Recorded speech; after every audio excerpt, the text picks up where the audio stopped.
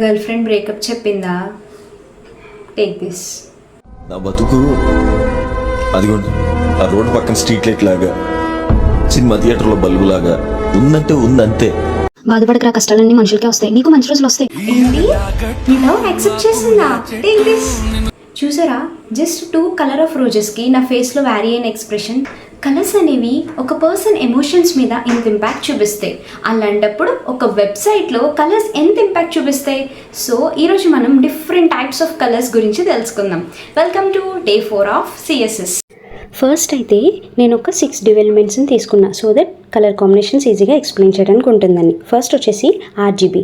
ఇది combination of red, green, blue.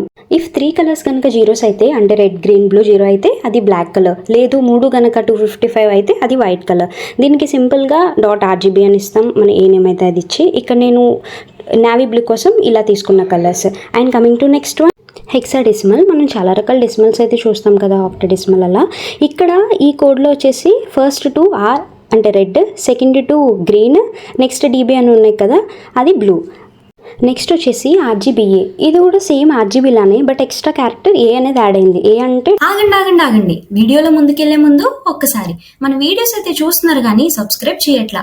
ఇంకా ఇలాంటి మరెన్నో వీడియోస్ కోసం యూట్యూబ్లో సబ్స్క్రైబ్, ఇన్స్టాలో ఫాలో చేసేయచ్చు కదా. Transparency, alpha value. కొన్నిసార్లు కలర్ మనకి డార్క్గా కావాలి, కొన్నిసార్లు లైట్గా కావాలి. సో అలాంటప్పుడు ఈ ట్రాన్స్పరెన్సీ యూజ్ చేస్తాం. ఇక్కడ 0.9 అంటే 90%, 0.3 అంటే 30% అని అర్థం.